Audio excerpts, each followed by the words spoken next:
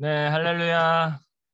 아, 월요일 큐모닝 오신 여러분 환영합니다. 오늘 86일차 폭풍 속의 위로자 우리 사도행전 26장 13절에서 26절 말씀이에요. 네, 제가 봉독해 드리겠습니다. 남풍이 순하게 불매 그들이 뜻을 이룬 줄 알고 닷을 감아 그레데 해변을 끼고 항해하더니 얼마 안 되어 성 가운데로부터 유라굴로라는 광풍이 크게 일어나니 배가 밀려 바람을 맞추어 갈 수 없어 가는 대로 두고 쫓겨가다가 가오다라는 작은 섬의 아래로 지나 간신히 거루를 잡아 끌어올리고 줄을 가지고 선체를 둘러 감고 스르디스에 걸릴까 두려워하여 연장을 내리고 그냥 쫓겨가더니 우리가 풍랑으로 심히 애쓰다가 이틀날 사공들이 짐을 바다에 풀어버리고 사흘째 되는 날에 배의 기구를 그들의 손으로 내버리니라. 여러 날 동안 해도 별도 보이지 아니하고 큰 풍랑이 그대로 있음에 구원의 여망마저 없어졌더라.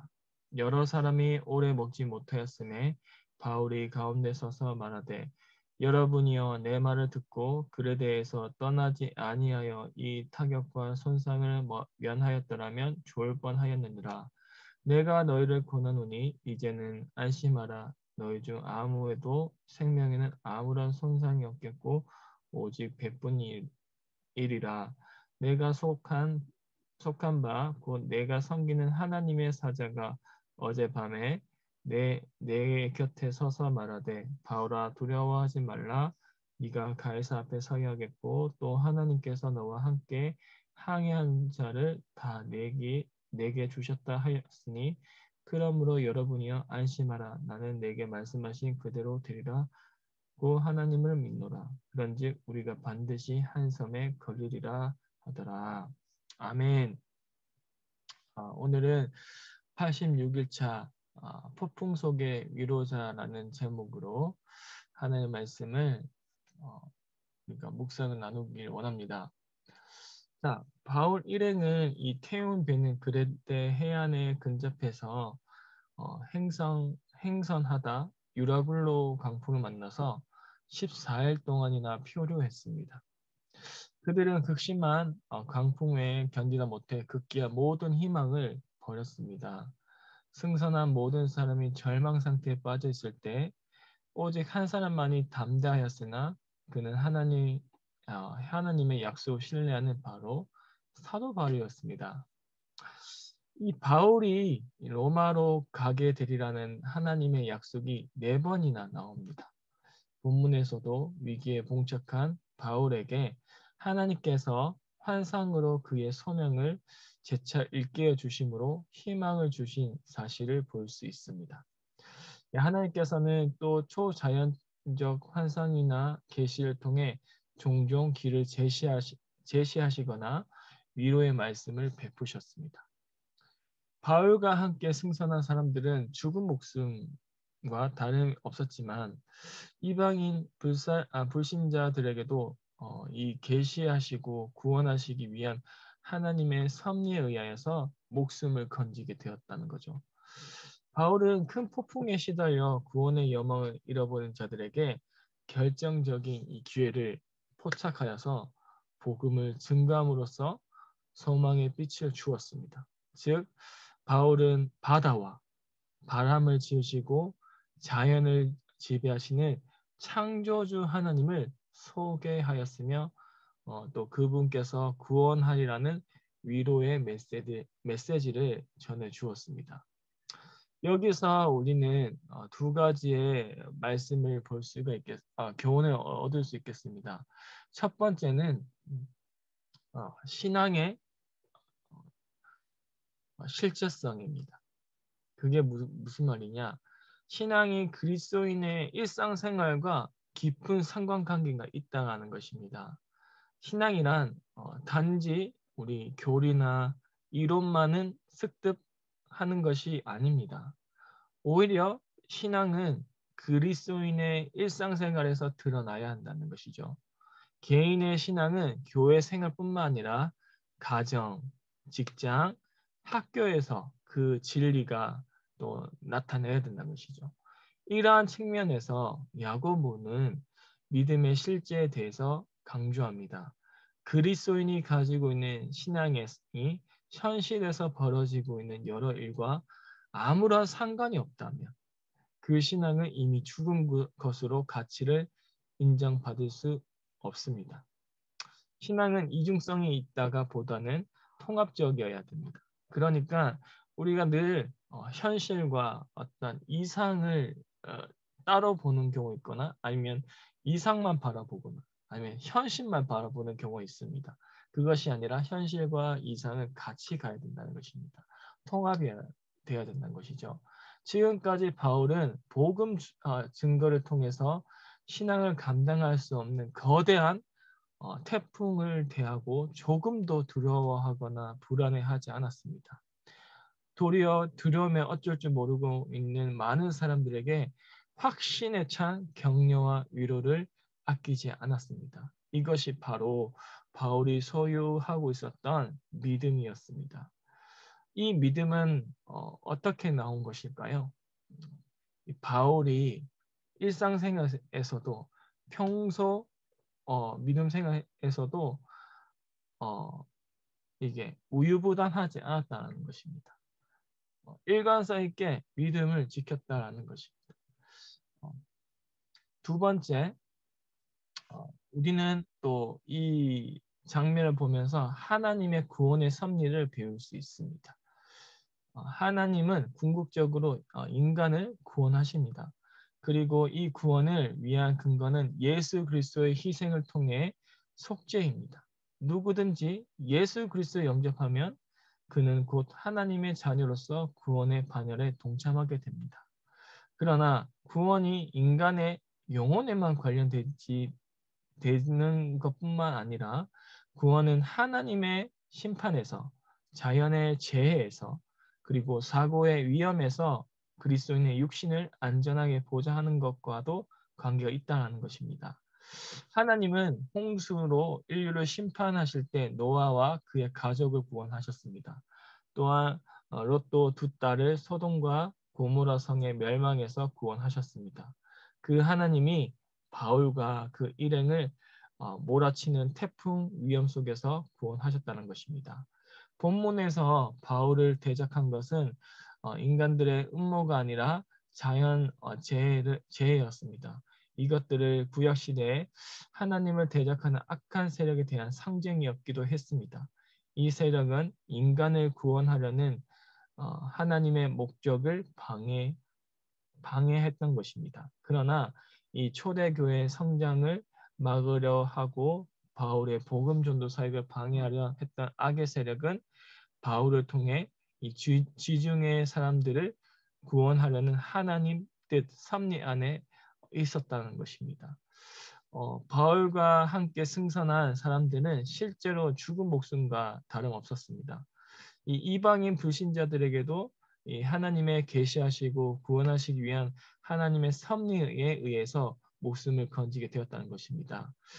바울은 이 큰 폭풍에 시달려 구원의 소망을 잃은 자들에게 결정적인 기회를 포착하여서 복음을 증거함으로써 소망의 빛을 주었습니다.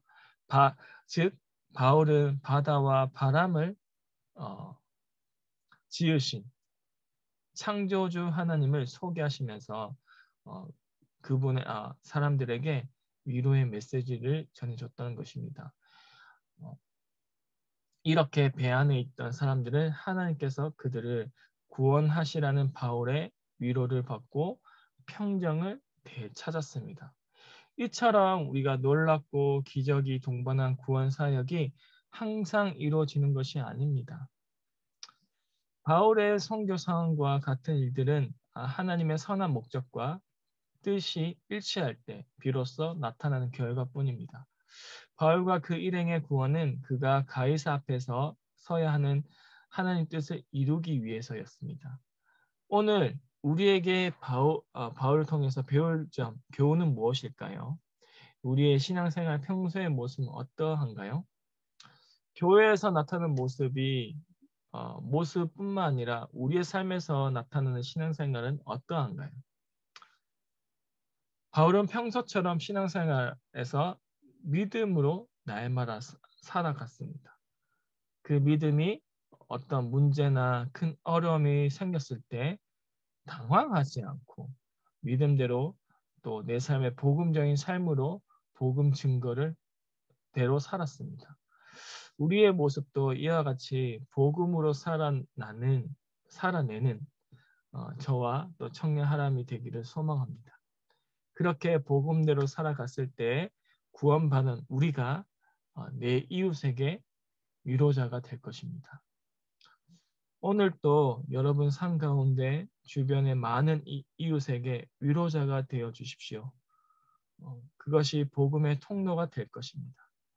우리의 신앙이 평소대로 믿음대로 살아갈 수 있도록 날마다 성령 충만한 삶을 살아가시기를 축복합니다. 오늘부터 고난주간이 시작됩니다. 이 고난주간이 시작될 때마다 우리는 십자가 그 은혜가 없이는 살아갈 수 없습니다. 그렇기 때문에 날마다 우리가 기쁨으로 나아가는 우리 청년 하나님이 되시기를 축복하고 소망합니다. 이 고난주간 가운데서도 그 십자가의 은혜를 잊지 아니하고 오늘부터 또 이제 좀 경건한 생활을 보내야겠죠. 어떻게 보내야 될까요? 뭐 미디어 금식도 있을 것이고 아니면 이제 육신을 쳐서 금식을 또 하실 수 있을 것이고 또 오늘부터 이제 나라와 민족을 위해서 또 기도를 할 것입니다. 그렇게 우리 날마다 하나님 앞에서 또 기도와 말씀으로 담대하게 서는 말씀으로 또 승리하는 청년 하나님이 되시기를 축복합니다. 네, 그래서 오늘부터 잠깐 파키스탄과 인도를 위해서 우리 함께 기도할 텐데요. 제가 공유 하나 해드리겠습니다.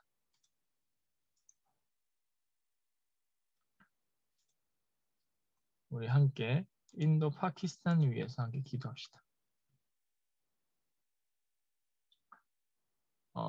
네, 화면이 보이시죠? 네. 파키스탄은 인도 위에 있습니다. 그리고 인도는 중국 옆에 이렇게 크게 큰 대륙으로 이루어져 있습니다.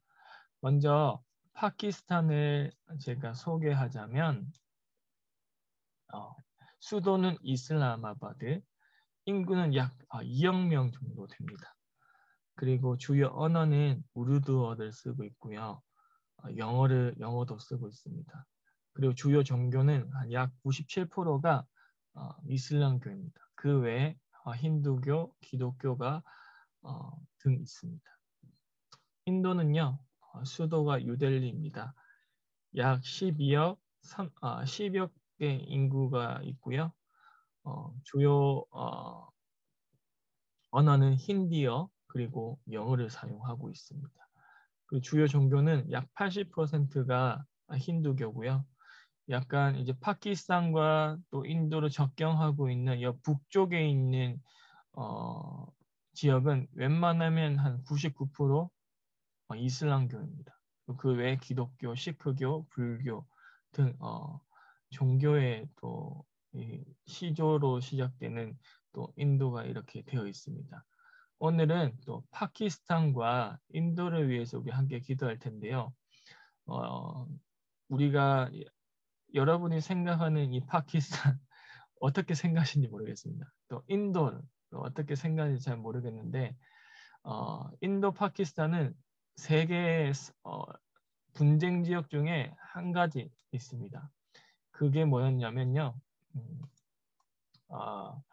우리가 이 파키스탄에는 민족이 470개의 민족이 있습니다.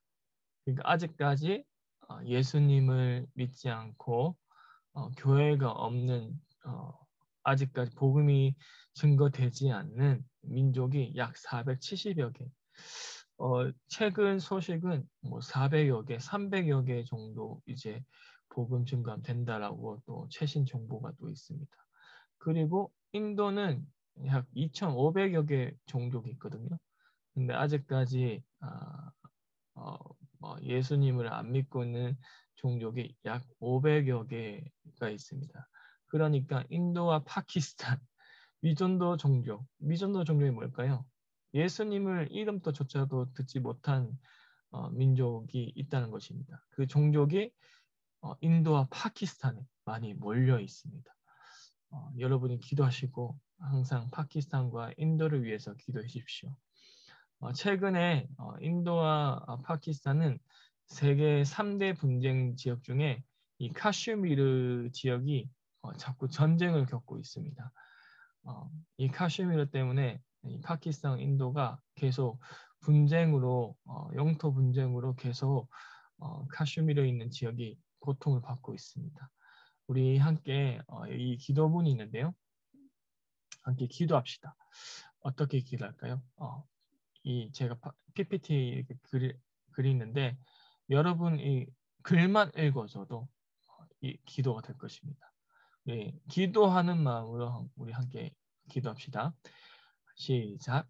파키스탄과 인도를 생명 다해 사랑하시는 우리 주 하나님 찬양합니다. 이 한 나라였지만 종교적, 정치적 이유들로 인하여 나뉜 두 나라 사이에 계속되는 영토 분쟁으로 인하여 카슈미르의 많은 영혼들이 고통받고 있습니다. 주님, 이번 파키스탄의 평화회담 제안에서 인하여 오랜 분쟁 끝이 나고 생명의 일들이 시작되기 원합니다. 파키스탄과 인도를 죽이고 멸망하게 했던 모든 그릇된 욕심과 제약들이 떠나가게 하여 주시옵소서. 우리 모든 죄를 사하시기 위하여 십자가를 기꺼이 지신 거룩한 예수님의 모습을 파키스탄과 인도에 드러내어 주시옵소서. 이를 보는 모든 자마다 회개하고 서로를 용서하며 목자 되신 예수님께 나아가 생명을 얻고 더 풍성히 얻게 되는 은혜가 시작되게 하여 주시옵소서. 이를 위하여 파키스탄 교회와 인도 교회 먼저 십자가로 연합하여 일어나게 하여 주시옵소서. 파키스탄과 인도의 수많은 민족들에게 생명의 복음을 속히 전하게 하여 주시옵소서. 인도와 파키스탄이여 모든 열방 향하여 기치를 드는 거룩한 주의 군대로 일어날지어다. 예수 어린 양 다시 오심을 위하여 생명과 충성을 다하여 전진할지어다. 전진할지어다. 아멘. 이 모든 말씀 예수님의 이름으로 기도합니다. 아멘. 이렇게 우리가 오늘도 파키스탄과 인도를 위해서 기도하는 오늘 하루가 되시기 바랍니다. 감사하고 축복합니다. 내일 큐모닝 때 뵙겠습니다.